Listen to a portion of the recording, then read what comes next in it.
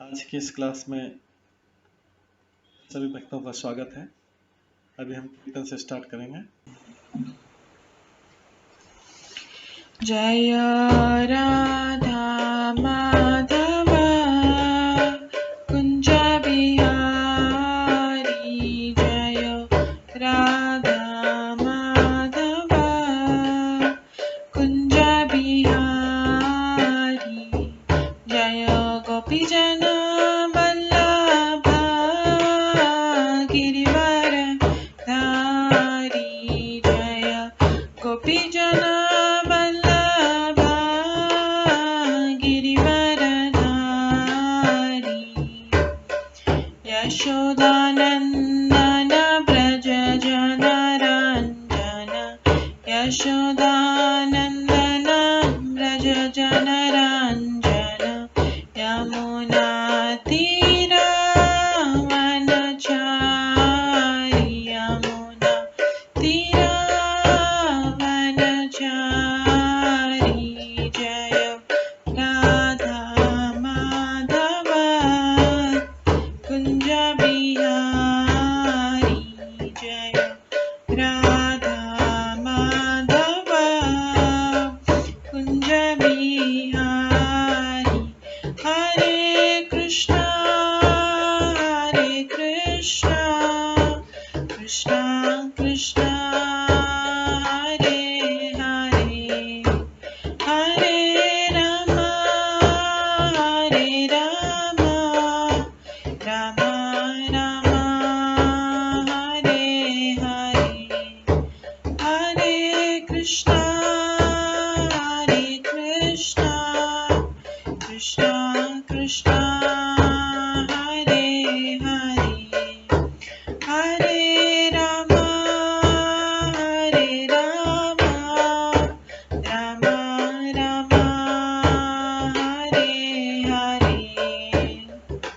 हरे कृष्णा कृष्णा कृष्णा हरे हरे, हरे राम राम राम हरे हरे, हरे कृष्णा कृष्णा कृष्णा हरे हरे, हरे राम राम राम हरे हरे, हरे कृष्णा कृष्णा कृष्णा हरे हरे, हरे राम राम राम हरे हरे, हरे कृष्णा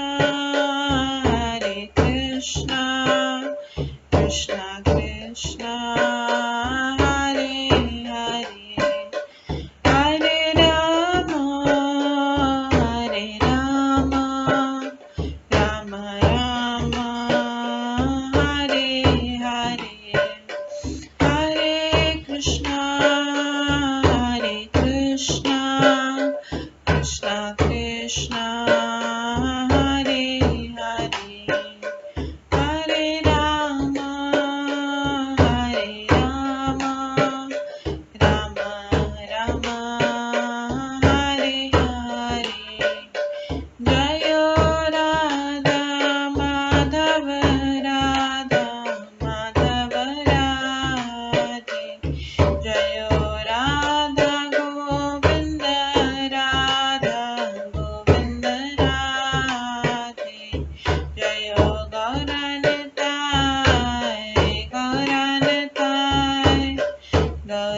गौरनताय जय गौरनताय, जय जय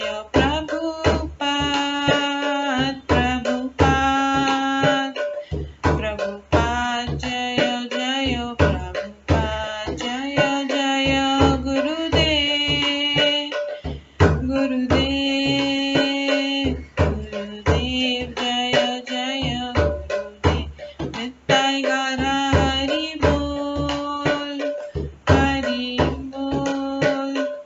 हरि बोल नित्य गौर हरि बोल। गौर प्रेमानंदे हरि हरि बोल। हरे कृष्णा। आज की इस क्लास में सभी भक्तों का स्वागत है। हम मंगलाचरण से स्टार्ट करेंगे। ॐ अज्ञानतिमिरन्धस्य ज्ञानाञ्जनशलाकया चक्षुरुन्मिलितं येन तस्मै श्रीगुरुवे नमः। श्रीचैतन्यमनोभीष्टं स्थापितं येन भूतले स्वयं रूप कदा मह्यं ददाति स्वपदान्तिकम्। वन्देऽहं श्रीगुरो श्रीयुतपदकमलं श्रीगुरुं वैष्णवांश्च श्रीरूपं साग्रजातं सहगण रघुनाथान्वितं तं सजीवं साद्वैतं सावधूतं परिजनसहितं कृष्णचैतन्यदेवं श्रीराधाकृष्णपादान् सहगण ललिता श्रीविशाखान्वितांश्च नमो विष्णुपदाय कृष्णपृष्ठाय भूतले श्रीमते भक्तिवेदांत स्वामिन्निति नामिने। नमस्ते सरस्वती देवे गौरवाणी प्रचारिणे निर्विशेष शून्यवादी पाश्चात्य देशतारिणे। वाञ्छाकल्पतरुभ्यश्च कृपा सिन्धुभ्येव च पतितानां पावनेभ्यो वैष्णवेभ्यो नमो नमः। जय श्री कृष्ण चैतन्य प्रभु नित्यानंद श्री अद्वैत गदाधर शिवासादि गौर भक्तवृंद। हरे कृष्णा कृष्णा कृष्णा हरे हरे, हरे राम राम राम हरे हरे। ओम नमो भगवते वासुदेवाय। ओम नमो भगवते वासुदेवाय। ओम नमो भगवते वासुदेवाय। नारायणं नमस्कृत्य नरं चैव नरोत्तमं देवीं सरस्वतीं व्यासं ततो जयमुदीरयेत्। नष्टप्रायेषु भद्रेषु नित्यं भागवत सेवया भगवते उत्तम श्लोके भक्तिर्भवति नैष्ठिकी। कृष्णाय वासुदेवाय देवकी नंदनाय च नन्दगोपकुमाराय गोविन्दाय नमो नमः। सर्ववेदान्तसारमे श्रीभागवतम् इष्यते तद्रसामृतात् नान्यत्र स्याद्रति क्वचित्। आराध्यो भगवान् ब्रजेश कन्यस्तनुधाम वृन्दावन रम्या काचिदुपासना व्रजवधूवर्गेण या कल्पिता। श्रीमद्भागवतं प्रमाणम् अम्लं प्रेम कुमार्थमः श्रीचैतन्य महाप्रभुमतम् इदं तत्रादरो न परम्। मूकं करोति वाचालं पङ्गुलङ्घयते गिरिं यत्कृपातमहं वन्दे परमानन्दमाधवम्। हरे कृष्णा।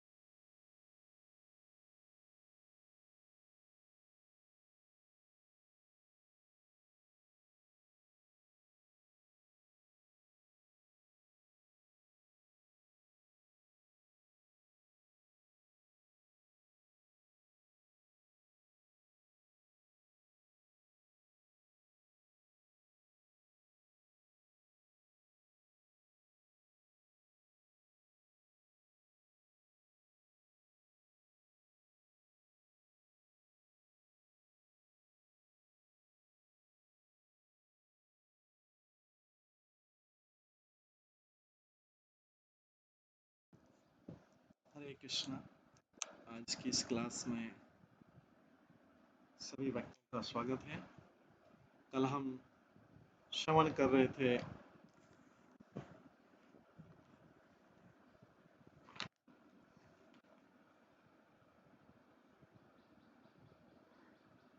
चौथे स्कंद के 28वें अध्याय से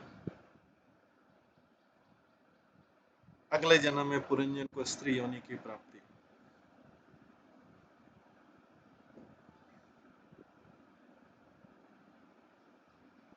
इसमें हमने श्रवण किया था कि पूजा से, तप साधना से तथा नियमों के पालन से राजा मलयध्वज ने, तो ये राजा मलयध्वज कौन था? राजा मलयध्वज जो है, जो पुरंजन स्त्री बना था उसका पति था। राजा पुरंजन जो है ये महाभागवत था, भगवान का बहुत बड़ा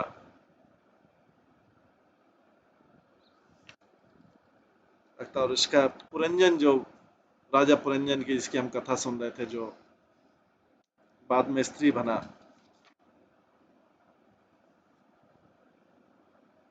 और वेदर्भी के साथ इसका विवाह, वेदर्भी जो विदर्भ राजा की पुत्री थी।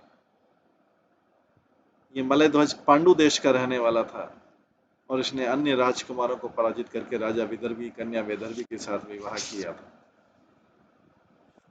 और राजा मलयध्वज की एक पुत्री भी हुई थी और राजा के पुत्रों ने लाखों पुत्रों को जन्म दिया और सब मनु के एक अवधि अंत तक, उसके बाद भी सारे संसार का पालन करते रहे। और मलयध्वज की पहली कन्या का विवाह अगस्त मुनि से हुआ था। उनके आगे पुत्र हुए। राजा मलयध्वज ने इस प्रकार से अपने सारा राज्य अपने पुत्रों में बांट दिया और तब पूरे मन योग से भगवान कृष्ण की पूजा करने के कुलाचल नामक स्थान में चले गए।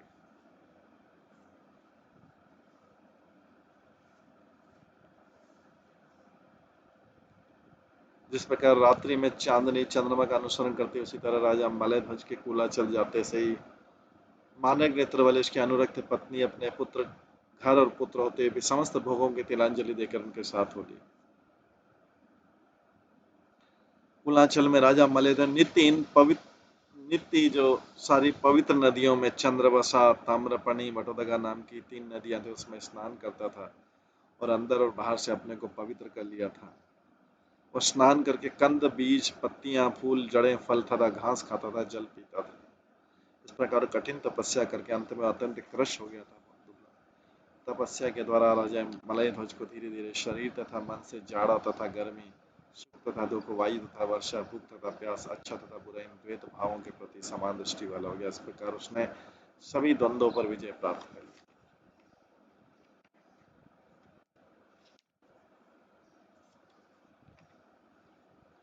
पूजा से, तप साधना से तथा नियमों के पालन से राजा मलयध्वज ने अपनी इंद्रियों, प्राण तथा चेतना को जीत लिया और इस प्रकार उसने हर वस्तु को परब्रह्म रूपी केंद्र बिंदु पर स्थित कर लिया। इस प्रकार देवों की गणना के 100 वर्ष तक वे ही एक ही स्थान पर अचल बने रहे। उसके बाद उन्हें भगवान कृष्ण के प्रति भक्तिमय आसक्ति उत्पन्न हुई, उसी गति में स्थिर रहे। ये सब मलयध्वज का तपस्या के बाद कृष्ण भक्ति प्राप्ति। उनकी पत्नी भी अपने साथ में थी। आज हम 40वें श्लोक से सुनेंगे, चौथे अध्याय के 28वें, चौथे स्कंद के 28वें अध्याय के 40वें श्लोक से सुनेंगे।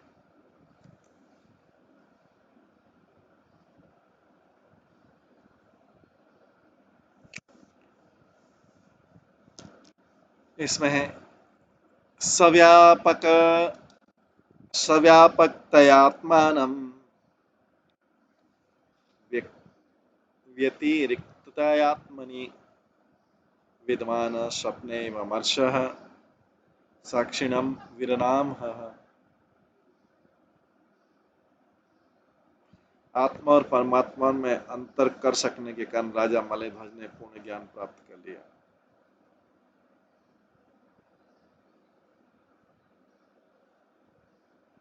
आत्मा और परमात्मा में अंतर कर सकने के कारण राजा मलयध्वज ने पूर्ण ज्ञान प्राप्त कर लिया।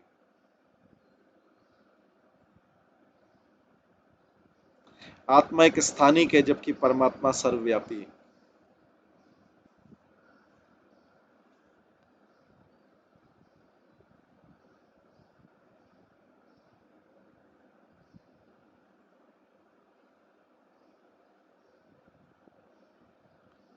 ये भौतिक देह आत्मा नहीं है, अपितु आत्मा इस भौतिक देह का साक्षी, उन्हें इसका पूरा पूरा ज्ञान। तात्पर्य, बद्ध जीव प्राय भौतिक देह, आत्मा तथा परमात्मा का अंतर समझने के प्रयास में निराश हो जाता है।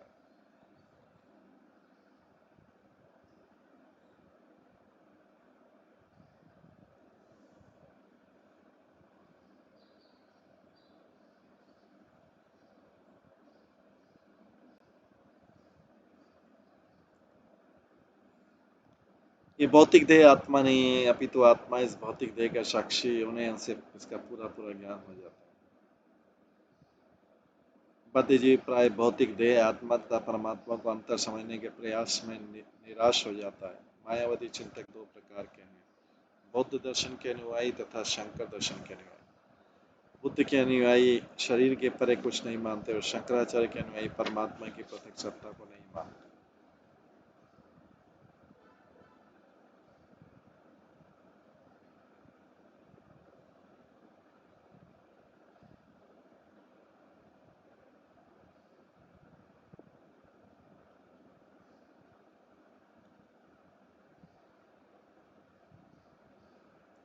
शंकर मत के अनुयायी विश्वास करते हैं कि अंततः आत्मा और परमात्मा एक रूप है, किंतु वैष्णव चिंतक पूर्ण ज्ञानी होने के कारण इस शरीर को बहिरंगा शक्ति से बना मानता है और परमात्मा को प्रत्येक आत्मा के भीतर स्थित तथा उसमें इस प्रकार उससे भिन्न मानता है।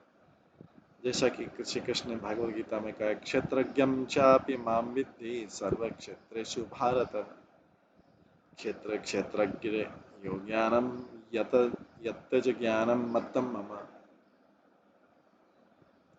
हे अर्जुन, तुम जान लो कि मैं समस्त देहों को जानने वाला हूँ। इस देह तथा उसके स्वामी को जानना ही ज्ञान है मेरा मत।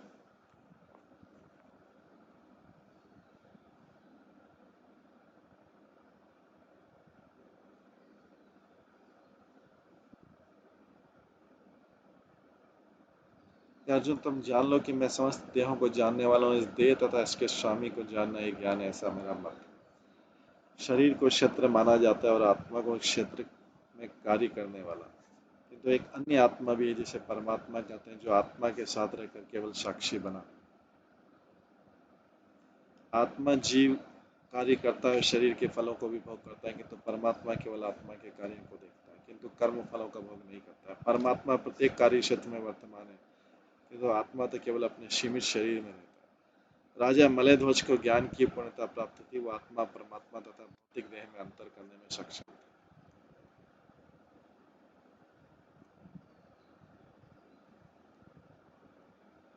साक्षात भगवता उक्तेन गुरुणा हरिणा नृप विशुद्ध ज्ञान दीपेन स्फुरता विश्वतः मुखम।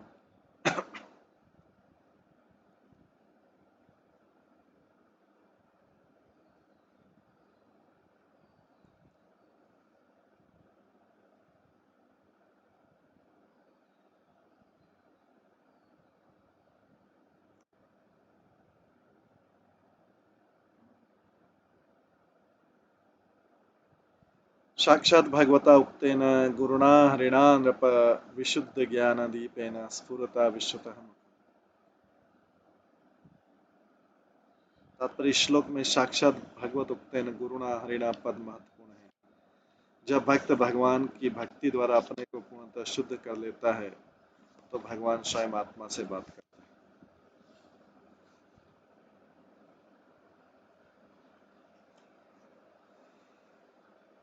जब भक्त भगवान की भक्ति द्वारा अपने को पूर्णतः शुद्ध कर लेता है तो भगवान स्वयं आत्मा से बातें करता है।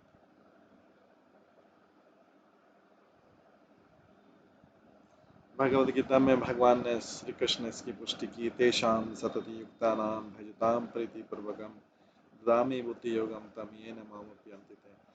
जो प्रेम पूर्वक मेरी सतत पूजा करते हैं उन्हें मैं बुद्धि प्रदान करता हूँ, जिससे वे मेरे पास आ सकते हैं।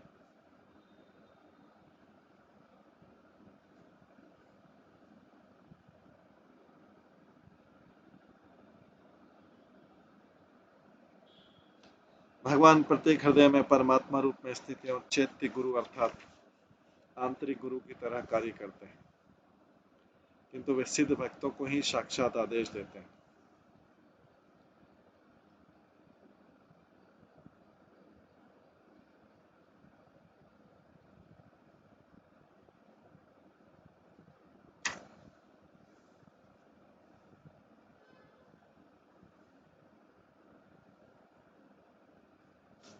प्रारंभ में जब भक्त अत्यंत निष्ठावान होता है तो भगवान उसके अंतःकरण से आदेश देते हैं कि गुरु के पास जाओ, किंतु जब वो गुरु से भक्ति के विधि विधान के अनुसार शिक्षा प्राप्त कर लेता है और राग भक्ति के स्तर को प्राप्त देता है तो भगवान भी उसे अंतःकरण से आदेश देते हैं, तेषां सततयुक्ता नाम भजताम प्रीतिपूर्वक।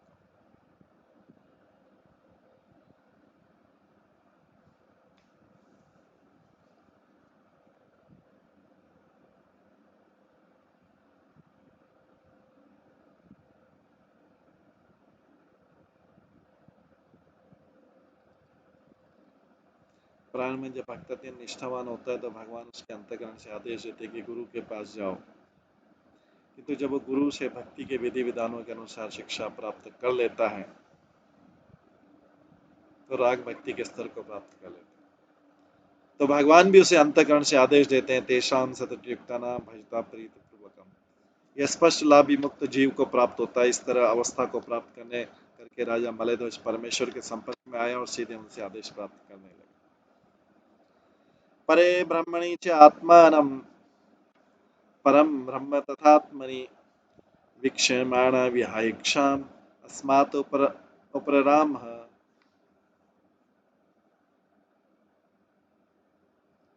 इस प्रकार राजा मलयध्वज परमात्मा को अपने पास बैठा हुआ और स्वयं आत्मा रूप को परमात्मा के निकट बैठा हुआ देख सकता था।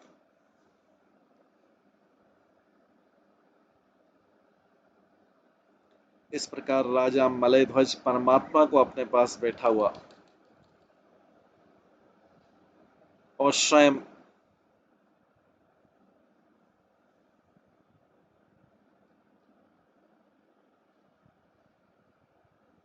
आत्मा रूप को परमात्मा के निकट बैठा हुआ देख सकता था। क्योंकि वे दोनों साथ साथ थे, अतः उनके स्वार्थों का भिन्न होना आवश्यक नहीं था। इस प्रकार उसने ऐसे कार्य करने बंद कर दिए।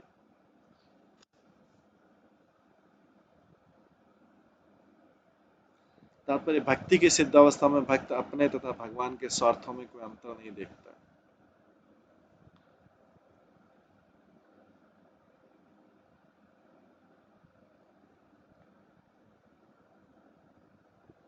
दोनों के स्वार्थ एकाकार हो जाते हैं। वह जो कुछ भी करता है भगवान के हित में करता है। साथ ही प्रत्येक वस्तु को परमात्मा में और परमात्मा को हर वस्तु में देखता है। इस अवस्था को प्राप्त हो जाने पर उसे आध्यात्मिक तथा भौतिक जगत में कोई अंतर नहीं दिखता। यह भौतिक जगत परमेश्वर की बहिरंगा शक्ति होने के कारण उसके लिए आध्यात्मिक जगत बन गया। पूर्ण भक्त के लिए शक्ति तथा शक्तिमान में कोई अंतर नहीं है। इस प्रकार तथाकथित भौतिक जगत आध्यात्मिक जगत बन जाता है। सर्व खल्विदम ब्रह्म। प्रत्येक वस्तु भगवान की सेवा के लिए है और निपुण भक्त किसी भी तथाकथित वस्तु का उपयोग भगवान की सेवा के लिए कर सकता है।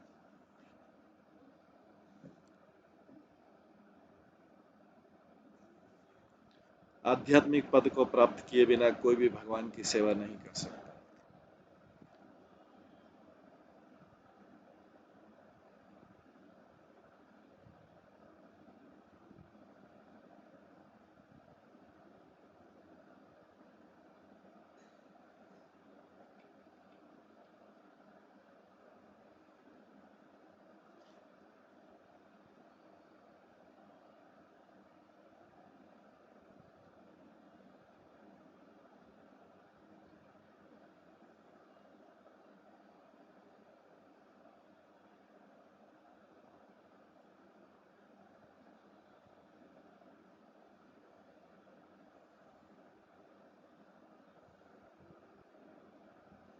प्रत्येक वस्तु भगवान की सेवा के लिए है और निपुण भक्त किसी भी तथाकथित वस्तु का उपयोग भगवान की सेवा के लिए कर सकता है। आध्यात्मिक पद को प्राप्त किए बिना कोई भी भगवान की सेवा नहीं कर सकता। इस प्रकार यदि किसी तथाकथित भौतिक वस्तु को भगवान की सेवा में प्रयुक्त कर लिया जाए तो भौतिक नहीं रह जाती। इस प्रकार शुद्ध भक्त की पूर्ण दृष्टि चारों दिशाओं में देखती।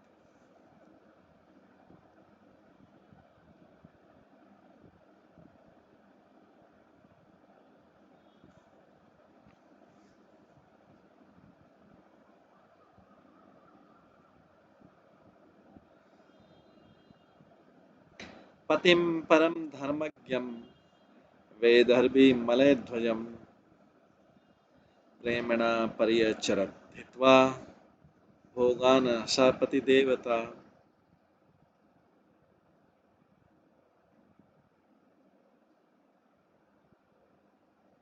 राजा विदर्भ की कन्या अपने पति को परमेश्वर रूप में सर्वेसर्वा मानती थी।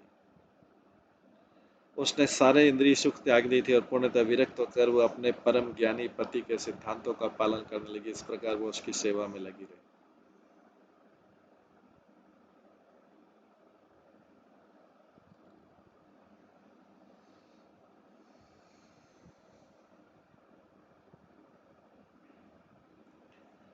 आलंकारिक भाषा में राजा मलयध्वज गुरु रूप है और उसकी पत्नी वेदर्भी शिष्य है।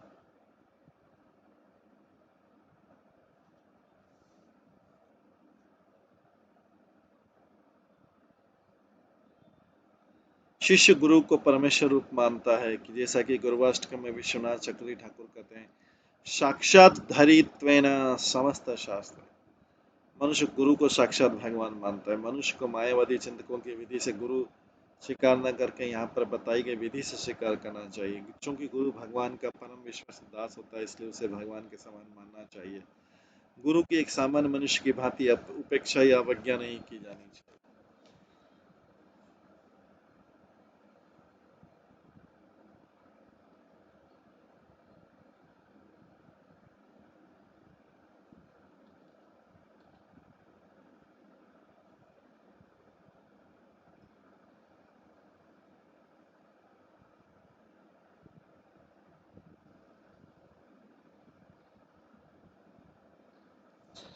यदि कोई स्त्री इतनी भाग्यशाली हो कि वो किसी शुद्ध भक्त की पत्नी हो, तो वो इंद्रिय तृप्ति की किसी इच्छा के बिना अपने पति की सेवा कर सकती है।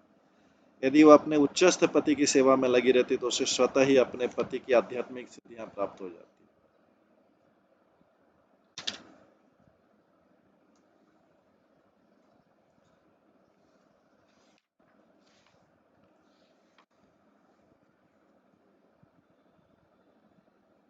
तो इसलिए यहाँ पर राजा विदर्भी की कन्या अपने पति को परमेश्वर रूप में सर्वे सर्वा मानती थी। उसने सारे इंद्रिय सुख त्याग दिए थे और पूर्णतः विरक्त होकर वो अपने परम ज्ञानी पति के सिद्धांतों का पालन करने लगी थी। इस प्रकार वो उसकी सेवा में लगी रही।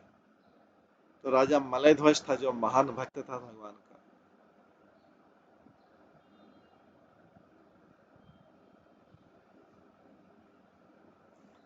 राजा मलयध्वज भगवान का भक्त था। और जो राजा पुरंजन था जो बाद में स्त्री बना, वो उसकी पत्नी है। तो एक ऐसा संयोग है कि जो राजा पुरंजन था वो वैदर्भी बना, विदर्भ राजा की पुत्री, और उसका विवाह मलयध्वज से हुआ। मलयध्वज पांडु देश का राजा था। तो क्योंकि जो पुरंजन था वो स्त्री में आसक्त था, इसलिए वही पुरंजन है अगले जन्म में वैदर्भी बना और उसका विवाह मलयध्वज से हुआ। तो आलंकारिक भाषा में राजा मलयध्वज गुरु रूप है और उसकी पत्नी वैदर्भी शिष्य है। शिष्य गुरु को परमेश्वर रूप मानता है और जैसा कि गुरुवाष्टक में श्री विश्वनाथ चक्रवर्ती ठाकुर कहते हैं, साक्षात धरित्वेन समस्त शास्त्र। मनुष्य गुरु को साक्षात भगवान मानता है। मनुष्य को मायावादी चिंतकों की विधि से गुरु स्वीकार न करके यहाँ पर बताई गई विधि से स्वीकार करना चाहिए। चूंकि गुरु भगवान का परम विश्वस्त दास होता है, इसलिए उसे भगवान के समान ही मानना चाहिए। गुरु की एक सामान्य मनुष्य की भांति उपेक्षा या अवज्ञा नहीं की जानी चाहिए। यदि कोई स्त्री इतनी भाग्यशाली होकर किसी शुद्ध भक्त की पत्नी हो, तो वह इंद्रिय तृप्ति की बिना किसी इच्छा के अपने पति की सेवा कर सकती है। यदि वह अपने उच्चस्थ पति की सेवा में लगी रहती है तो उसे स्वतः ही अपने पति की आध्यात्मिक सिद्धियां प्राप्त हो जाती हैं। यदि शिष्य को प्रामाणिक गुरु मिल जाता है तो केवल उसको प्रसन्न करके वो भगवान की सेवा का असर प्राप्त कर सकता है।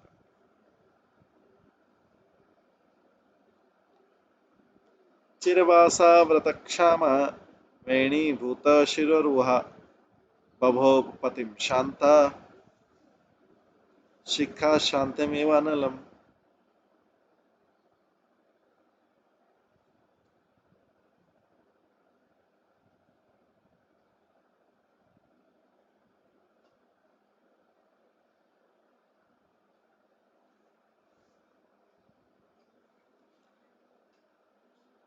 चिरवासा व्रतक्षामा वेणीभूत शिरोरुहा बभो पतिं शांता शिखा शांतिमेव अनलम। राजा विदर्भ की पुरानी पुत्री पुराने वस्त्र पहनती थी। वो तपस्या के कारण अत्यंत दुर्बल हो गई थी। वो अपने बाल नहीं संवारा करती जिससे उसमें लटें पड़ गई। वह यद्यपि वह सदैव अपने पति के निकट रहती थी किंतु अब वह अत्यंत मौन थी तथा अविचलित अग्नि की लपट के समान अशांत थी। तात्पर्य जब कोई लकड़ी जलाता है तो पहले धुआं तथा विक्षोभ होता है किंतु आग लगने पर लकड़ी ठीक से जलने लगती है। उसी प्रकार जब पति तथा पत्नी तप के नियमों का पालन करते हैं तो वे शांत रहते हैं और उत्तेजित नहीं होते। इस तरह पति पत्नी दोनों को आध्यात्मिक लाभ मिलता है। इस अवस्था को प्राप्त करने के लिए विलासी जीवन का पूर्ण त्याग करना पड़ता है। इस श्लोक में चिरवासा शब्द पुराने फटे वस्त्रों के लिए आता है। पत्नी को विशेष रूप से संयमित होना चाहिए। उसे विलासी वस्त्रों की इच्छा नहीं करनी चाहिए। उसे अपनी आवश्यकताएं कम से कम कर देनी चाहिए और भोजन तथा नींद भी घटा देना चाहिए। ये लोग जंगल में गए हैं अभी उस समय। यदि पत्नी अपने विशुद्ध भक्त पति की सेवा में लगी रहे तो उसे जो है उत्तेजना नहीं होगी। वानप्रवस्था ऐसी है। वानप्रवस्था में यदि पति तथा पत्नी साथ साथ रहते हैं, वानप्रवस्था ऐसी जैसे यदि पति तथा पत्नी साथ साथ रहते हैं कितनों दोनों तप करते हैं। इस प्रकार पति तथा पत्नी निरंतर साथ साथ रहते हैं। चूंकि पत्नी सदैव पति से निर्बल होती है अतः इस श्लोक में उसको उपपतिम शब्द से कहा गया। उप का अर्थ है निकट अथवा लगभग समान। तो पुरुष होने से पति अपने पति की अपेक्षा आगे आध्यात्मिक प्रगति में आगे बढ़ा होता है तो भी पत्नी से आशा की जाती कि वो अपनी विलासप्रिय आदतें छोड़ दे। इस प्रकार से वानप्रस्थ में ये वानप्रस्थ जीवन का उदाहरण जो है मलय ध्वज और वैदर्भी। वैदर्भी कौन है? वही जो राजा पुरंजन ने स्त्री बना था, वो वैदर्भी। इस प्रकार पति तथा पत्नी दोनों आध्यात्मिक चेतना में अग्रसर हो सकते हैं। यह उन्नत अवस्था परमहंस अवस्था कहलाती है और एक बार प्राप्त हो जाने पर पति पत्नी देहात्म बुद्धि से छूट जाते हैं। जैसे यदि शिष्य गुरु की सेवा में अविचल रहे तो उसे माया के चंगुल में फंसने का डर नहीं रहता। इस प्रकार से ये बता रहे हैं आगे। अजानति प्रियतमम यदा उपरतम अंगना सुस्थरासनम आसाद्य यथा पूर्वम उपाचरत। राजा विदर्भ की पुत्री सुस्थिर मुद्रा में आसन लगाए अपने पति की तब तक पूर्ववत सेवा करती रही जब तक उसे ये पता नहीं लगा कि उसने शरीर से कुछ कर दिया। उसका पति वो तपस्या में शरीर छोड़ गया, तब तक वो सेवा करती रही। तो ऐसा प्रतीत होता है कि रानी सेवा करते समय अपने पति से बोलती तक नहीं थी, वो केवल समुचित कार्य करती रहती थी। इस प्रकार उसने तब तक सेवा बंद नहीं की जब तक उसके पति के शरीर से प्राण नहीं निकल गए। ये उनकी वानप्रस्थ की उच्च अवस्था में पहुंच गए। यदा नौपल्लभेत तंग्रो उष्माणं पर्त्युर्चति आसीत संविघ्न दया यूथ भ्रष्टा मृगी। जब वो अपने पति के चरण दबा रही थी तो उसे अनुभव हुआ कि अब उसके पति के पांव गर्म नहीं है, अतः वो समझ गई कि उसने पहले ही शरीर को त्याग दिया। अकेली छूट जाने पर उसे अत्यधिक चिंता हुई। वो अपने पति के साथ से विरहित वो अपने को उस मृगी के समान अनुभव कर रही थी जो मृग से बिछुड़ गई। तो तात्पर्य में प्रपात बताते हैं, जो इस शरीर में रक्त तथा वायु का संचार रुक जाता है समझा जाता है कि आत्मा ने शरीर को छोड़ दिया है। और रक्त का संचार जब बंद हो जाता तो हाथ तथा पांव ठंडे पड़ने लगते। ये जानने के लिए कि शरीर जीवित है या नहीं लोग धड़कनों तथा हाथों और पांवों का ठंडा पड़ना देखते हैं। आत्मानं शोचति दीनम अवबंधुम विकल्पाश्रुभि स्तनो आशिच्य विपिने सुस्वरम प्ररोद सा। जंगल में अकेली तथा विधवा हो जाने पर विदर्भ की पुत्री विलाप करने लगी। उसके आंसू निरंतर झड़ रहे थे, जिससे उसके स्तन भीग गए थे और वो जोर जोर से रो रही थी। तात्पर्य, प्रतीकात्मक रूप में रानी को राजा का शिष्य माना गया है। तो जब गुरु का मर्त्य शरीर छूट जाता है तो शिष्य को उसी प्रकार होना चाहिए जिस प्रकार राजा के मरने पर रानी रोती है। किंतु शिष्य तथा गुरु कभी विलग नहीं होते हैं, क्योंकि जब तक शिष्य गुरु के आदेशों का दृढ़ता से पालन करता रहता है तब तक गुरु शिष्य के साथ रहता है। गुरु के शरीर छोड़ने पर भी शिष्य के साथ रहता है, क्योंकि जब तक वो गुरु की आज्ञा का पालन करता रहता है, इसका मतलब है उनका विरह नहीं हुआ है। ये वाणी की संगति कहलाती है। इसको स्थिति को वपु बोलते हैं कि गुरु की अनुपस्थिति में गुरु के शरीर छोड़ने पर भी शिष्य उसके आदेशों का वैसे ही पालन करता रहता है जैसे गुरु थे। तो उसका मतलब है कि उसका गुरु से संग छूटा नहीं है। उसको बोलते हैं वाणी संग। और भौतिक उपस्थिति कहलाती है वपु संग। तो जब तक गुरु भौतिक रूप में उपस्थित रहे, शिष्य को चाहिए कि गुरु के भौतिक शरीर की सेवा करे, और जब उसके भौतिक शरीर न रहे तो शिष्य को चाहिए कि गुरु के आदेशों का पालन करे।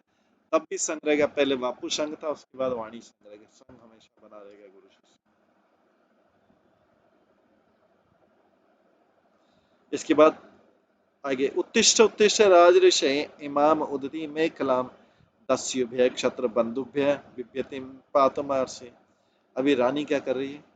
अकेली है, तो राजा को बोलते है, राजर्षि उठिए उठिए, देखिए जल से घिरी यह पृथ्वी चोरों एवं तथाकथित राजाओं से भरी हुई, यह संसार अत्यंत भयभीत है।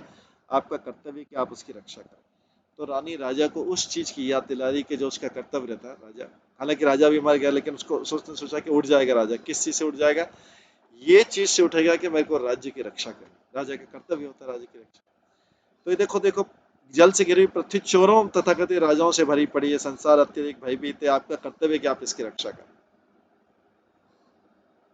तो उसके कर्तव्य की याद दिलाई तो सोच रही कि हो सकता है राजा उठ जाए, लेकिन राजा तो मृत्यु हो गई। तो राजा का जो चीज है जिससे आकर्षित होता है, वो चीज से उसके कर्तव्य से उठा रही है।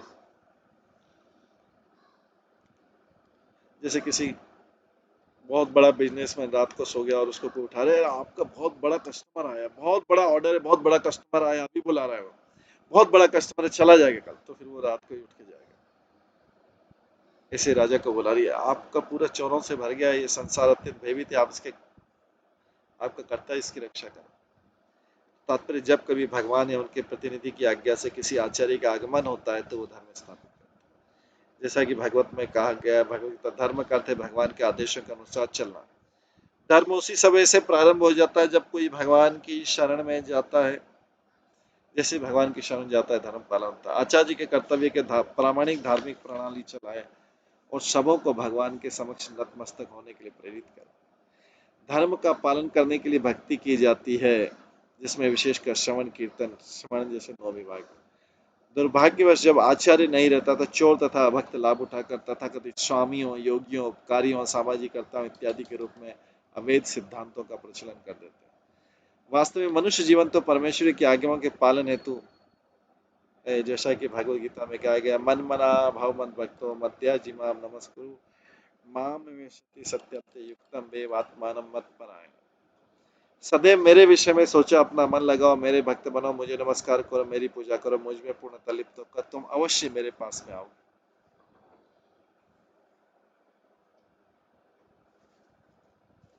मानव समाज का मुख्य कार्य ईश्वर के विषय में सदैव चिंतन करना है, उनका भक्त बनना, उनकी पूजा करना, उनके समक्ष नतमस्तक होना है। आचार्य जो भगवान का प्रामाणिक प्रतिनिधि होता है, इन सिद्धांतों की स्थापना करता है। किंतु जब उसका निधन हो जाता है, आचार्य चला जाता है, तो ये सारी बातें पुनर्वस्थित हो जाती है।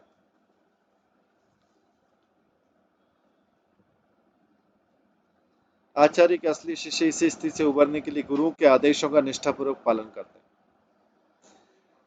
आचार्य के जो शिष्य हैं, इस स्थिति से उबरने के लिए गुरु के आदेशों का निष्ठापूर्वक पालन करते हैं। इस समय एक प्रकार से सारा संसार चोरों तथा भक्तों से भयभीत रहता है। ये कृष्ण भावनामृत आंदोलन संसार को अधार्मिक सिद्धांतों से बचाने के लिए चलाया गया है। प्रत्येक व्यक्ति को चाहिए कि इस आंदोलन में सहयोग दे, जिससे संसार में वास्तविक सुख तथा शांति लाया जा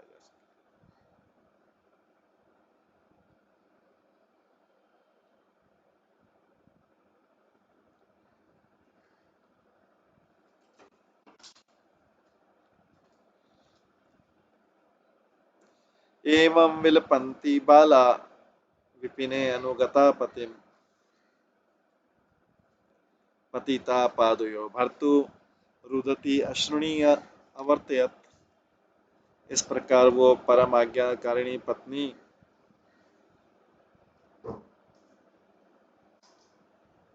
विपिने मतलब निर्जन वन होता है, अनुगता, अनुगता मतलब साथ हो गई। इस प्रकार वो परम आज्ञाकारिणी पत्नी अपने मृत पति के चरणों पर गिर पड़ी और उस एकांत वन में करुण क्रंदन करने लगी। अकेली जोर जोर से रो रही थी, उसकी आंखों से आंसू झर रहे थे। तात्पर्य, जिस प्रकार पति परायण पत्नी अपने पति के मरने पर दुखी होती है, उसी तरह जब गुरु मरता है तो सारे शिष्य शोक संतप्त हो जाते। चितिंदारु महिम चित्वा तस्याम पत्यु कलेवरम आदिप्य च अनुमरणे विलपंती मनः दधे। तब उसने लकड़ियों से चिता बनाकर और अग्नि लगाकर उसमें अपने पति को शव को रख दिया। वो अकेली थी उस समय जंगल में। उसके बाद वो सब दारुण विलाप करने लगी और अपने पति के साथ अग्नि में भस्म होने के लिए स्वयं भी तैयार हो गई। तात्पर्य, ये अत्यंत प्राचीन वैदिक प्रथा है कि श्रद्धावान पत्नी अपने पति के साथ ही मर जाती है। यह सहमरण कहलाता है। यह प्रथा भारत में अंग्रेजों के आगमन काल तक प्रचलित थी, किंतु उस समय तक यदि कोई स्त्री पति के साथ नहीं मरना चाहती थी तो कभी कभी लोग उसे बलपूर्वक बाध्य करते थे।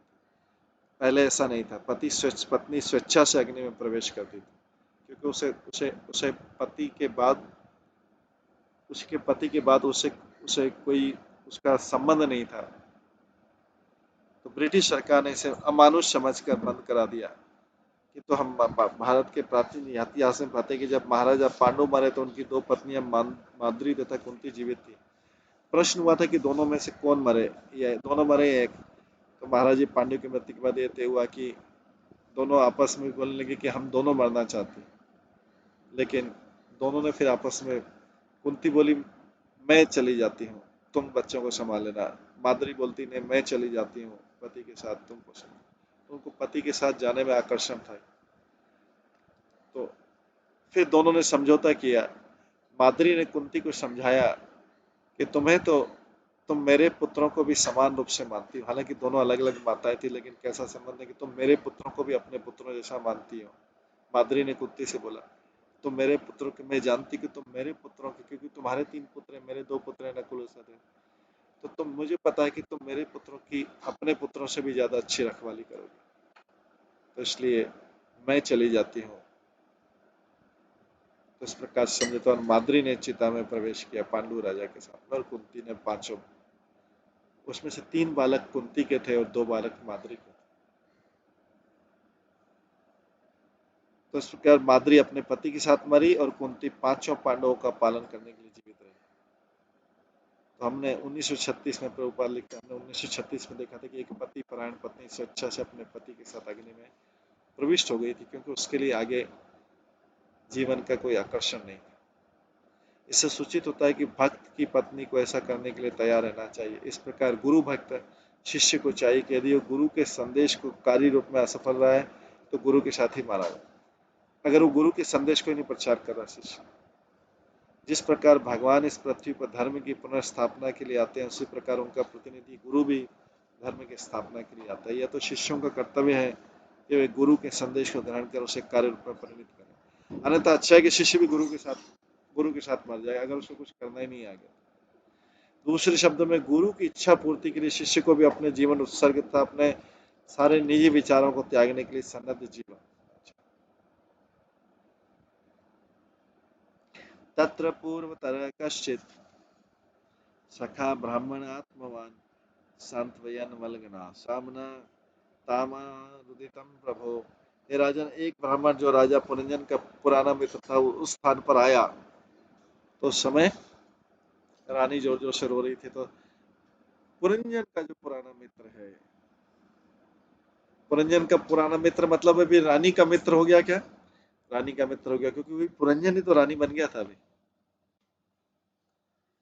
तो उसका पुराना मित्र आया, उस स्थान पर आया, रानी को मृदुल वाणी से सांत्वना देने लगा। पूर्व जन्म में जो रानी, अभी जो रानी है पूर्व जन्म में पुरंजन थी, तो पुरंजन का पुराना मित्र मतलब अगले जन्म में आया उसके लिए। ब्राह्मण जो राजा पुरंजन का पुराना मित्र था उस स्थान पर ले आया और रानी को मृदुल वाणी से सांत्वना देने लगा। तो पुराना मित्र का ब्राह्मण रूप में प्रकट होना अत्यंत महत्वपूर्ण है। कौन है पुराना मित्र? पिछले जन्म का मित्र कौन है? परमात्मा रूप में कृष्ण सबसे पुराना सखा है, वो आया रानी के पास में। वो रानी कौन थी? वही पुरंजन था पिछले जन्म में।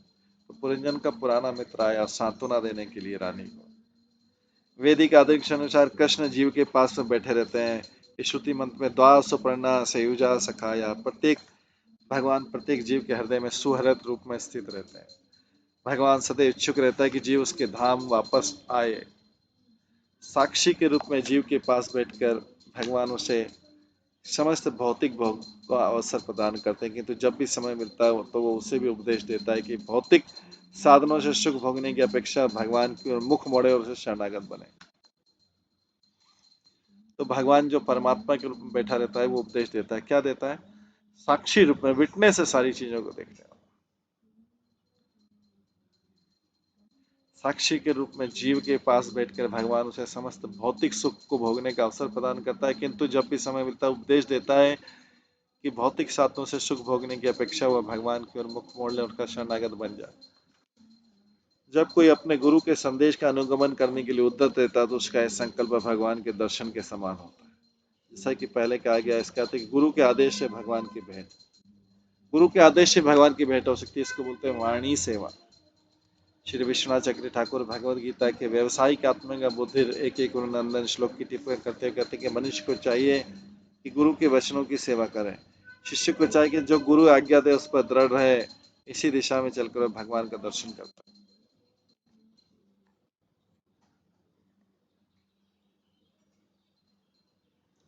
भगवान रानी के समक्ष ब्राह्मण के रूप में प्रकट, किंतु वो अपने मूल रूप में श्री कृष्ण के रूप में क्यों प्रकट नहीं हुए? श्री विश्वनाथ चक्रवर्ती ठाकुर कहते हैं कि जब तक कोई भगवान के प्रेम में अत्यधिक आगे नहीं बढ़ा हो तब तक वो उन्हें उस रूप में नहीं देख सकता है। फिर यदि वह अपने गुरु द्वारा बनाए गए नियमों में दृढ़ रहता है तो किसी न किसी तरह भगवान की संगति प्राप्त कर लेता है।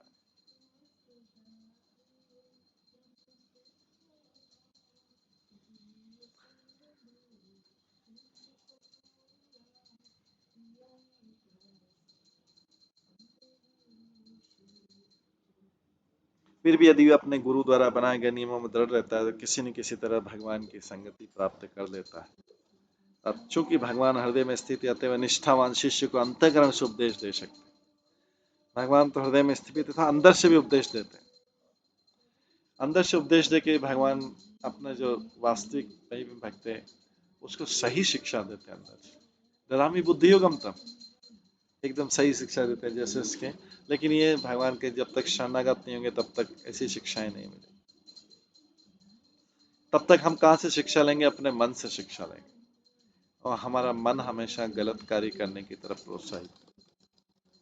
मन के निर्णय हमेशा गलत होते हैं, लेकिन भगवान बुद्धि के द्वारा देते हैं। लेकिन ये सब कम संभव है जब कोई व्यक्ति भगवान के पूर्ण शरणागत हो, तब ददामी बुद्धि, तब देते हैं बुद्धि। उससे पहले मनुष्य जो कार्य करता है सब गलत सलत कार्य होते हैं। कहाँ से करते हैं? मन में जो आया कर लिया। मन मन जो भी कहते हैं कल मन ऐसा कर रहा है, मन ऐसा कर रहा है, मन ऐसा कर रहा है। तो चूंकि भगवान हृदय में स्थित रहता है, निष्ठावान शिष्य को अंतःकरण से उपदेश देते हैं। किसको? जिसकी उसमें निष्ठा। ऐसे सबको नहीं देते। इसकी पुष्टि भागवत गीता में हुई। ये श्लोक बार बार आता है, 10वें अध्याय का 10वां श्लोक। तेषां सततयुक्तानां भजतां प्रीतिपूर्वकं ददामि बुद्धि योगम तम येन मामुपैन्ति। जो निरंतर मेरी भक्ति करते हैं और प्रेम पूर्वक मेरी पूजा करते हैं उन्हें मैं बुद्धि प्रदान करता हूँ जिससे मेरे पास आ सकते हैं।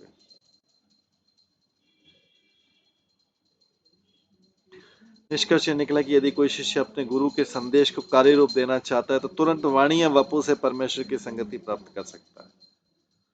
गुरु के संदेश के कार्य रूप देना, अगर गुरु के संदेश को इम्प्लीमेंट करना है, गुरु का संदेश तो सुन तो लिया, अभी इम्प्लीमेंट करना है, उसको कार्यों का रूप देना है, तो तुरंत वाणी एवं वपु से परमेश्वर की संगति प्राप्त करता है। भगवान के दर्शन का ये रहस्य, भगवान को वृंदावन किसी कुंज में विहार में देखने की अपेक्षा, भगवान को वृंदावन के किसी कुंज में विहार करते देखने की अपेक्षा यदि कोई अपने गुरु के वचनों का पालन करने के नियम बद्ध रहता है तो बिना किसी कठिनाई के परमेश्वर का दर्शन कर सकता है। इसलिए श्री बिल्व मंगल ठाकुर ने कहा है, भक्ति त्वयि स्थिरतरा भगवन् स्यात् देवेन फलति दिव्य किशोर मूर्ति मुक्ति स्वयं मुकुलितांजलि सेवते अस्मान् धर्मार्थ काम गतया समय प्रतीक्षा।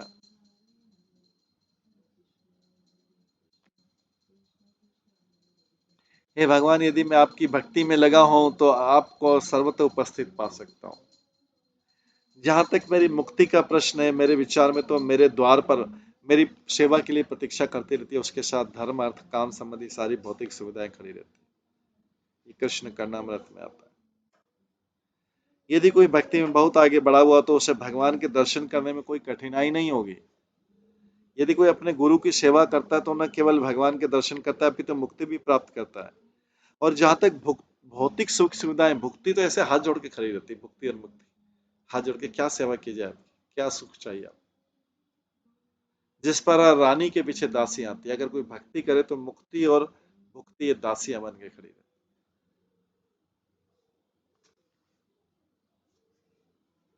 अगर कोई निष्ठावान भक्त तो उसके सारे कार्य जो हैं, सारे कार्य अत्यंत सुविधा के साथ हो जाते हैं। शुद्ध भक्ति के लिए मुक्ति कोई समस्या नहीं होती है। सारी भौतिक सुविधाएं जीवन के हर स्तर पर उसकी प्रतीक्षा करती रहती है।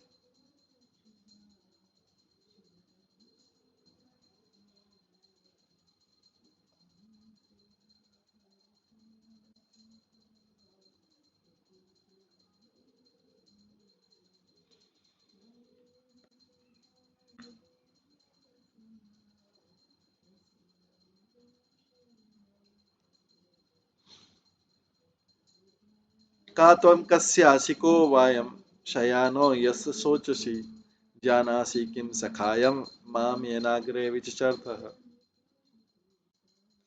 ब्राह्मण ने इस प्रकार पूछा, तुम कौन हो, तुम किसकी पत्नी या पुत्री हो, यहाँ लेटा पुरुष कौन है।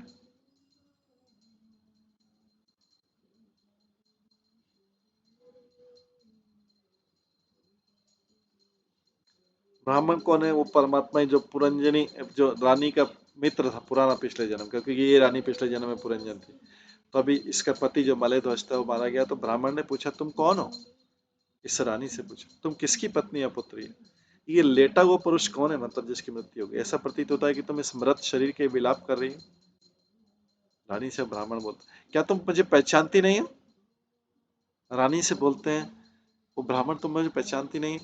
मैं तुम्हारा शाश्वत सखा हूँ, तुम पिछले जन्म में पुरंजन थे, मैं परमात्मा तुम्हारे साथ में था, मैंने तुमको कई बार समझाया भी था, अभी मैं फिर आ गया हूँ। तुम्हें स्मरण होगा, तुमने मुझको से कई बार परामर्श किया था। तो तात्पर्य, जब कोई किसी व्यक्ति के कोई संबंधी मरता है तो विरक्ति स्वयं उत्पन्न होती है। यदि भौतिक आसक्ति के कलमश से पूर्ण रूप से मुक्त हुआ जा सके तब अंतःकरण में स्थित परामर्श करना संभव। यदि कोई व्यक्ति भौतिक कलमश से मुक्त हो जाए तो फिर वो परमात्मा से परामर्श कर सकता है, क्योंकि परमात्मा तब तक परामर्श नहीं देता है जब तक वो संसार से परामर्श लेता है। संसार में उसका मन भी हो जाता है। जब तक कोई व्यक्ति अपने मन से और संसार से परामर्श लेता है, परमात्मा परामर्श नहीं देता। लेकिन जब परमात्मा की शरण में जाता है तो परमात्मा परामर्श देता है, उचित बुद्धि देता है, जिसके उसके सारे कार्य सही। जो शुद्ध एवं निष्ठावान है उसे हृदय परमात्मा से परामर्श करने का अवसर प्राप्त होता है। परमात्मा शाश्वत चैत्य गुरु और बाहरी रूप में उपदेशक तथा दीक्षा गुरु के रूप में प्रकट होता है। तो भगवान सलाह देने को तैयार है, लेकिन कोई सलाह लेने को तैयार नहीं। भगवान अंतःकरण में निवास कर सकता है और मनुष्य के समक्ष प्रकट होकर उसे उपदेश भी दे सकता है। इस तरह गुरु अंतःकरण में स्थित परमात्मा से भिन्न नहीं होता है। किसी भी कल्मशहीन आत्मा या जीव को परमात्मा से साक्षात्कार का अवसर प्राप्त हो सकता है। जिस प्रकार अंतःकरण में स्थित परमात्मा से परामर्श करने का अवसर प्राप्त होता है, उसी तरह अपने सम्मुख स्थित परमात्मा को देखने का अवसर मिलता है।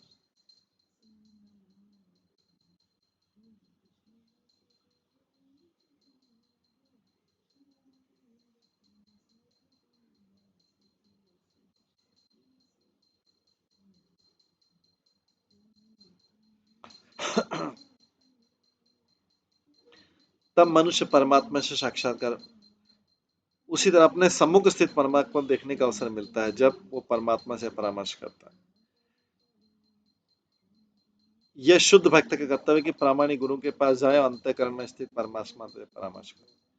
तो जब ब्राह्मण ने स्त्री से पूछा भूमि पर लेटा कौन है, स्त्री ने उत्तर दिया वो उसका पति है जो गुरु भी है उसका, और उसके अभाव से वो अत्यंत व्यग्र है। अभी मेरा पति मारा गया, ये मेरे गुरु थे, वो क्या करे। अब वो रो रही है।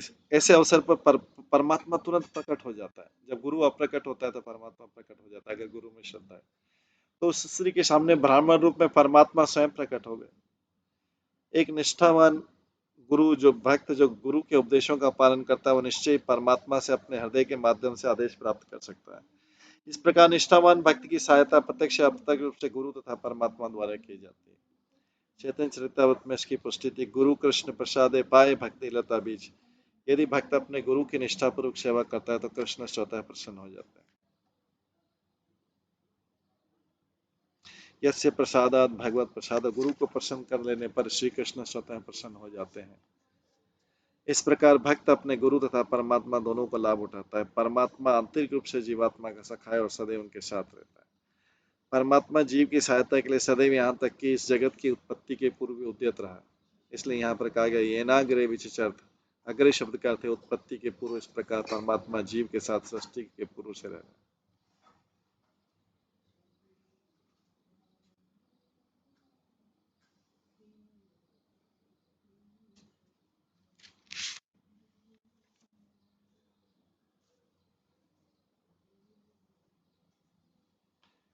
तो आज की क्लास में हम यहीं पे विराम देते हैं, और इसके आगे का जो है हम इसी अगले जन्म में पुनर्जन्म को स्त्री योनि की प्राप्ति, इसी अध्याय 28वां अध्याय जो, इसको आगे हम कल की क्लास में और आगे श्रवण करें। हरे कृष्णा। सभी भक्तों का बहुत बहुत धन्यवाद। सब भक्तों के लिए एक बार हरे कृष्ण महामंत्र का जप करते हैं। हरे कृष्णा कृष्णा कृष्णा हरे हरे, हरे राम राम राम हरे। श्री श्रीमद् भागवतम महापुराण की जय। श्रील प्रभुपाद की जय। सभी भक्तगणों की जय।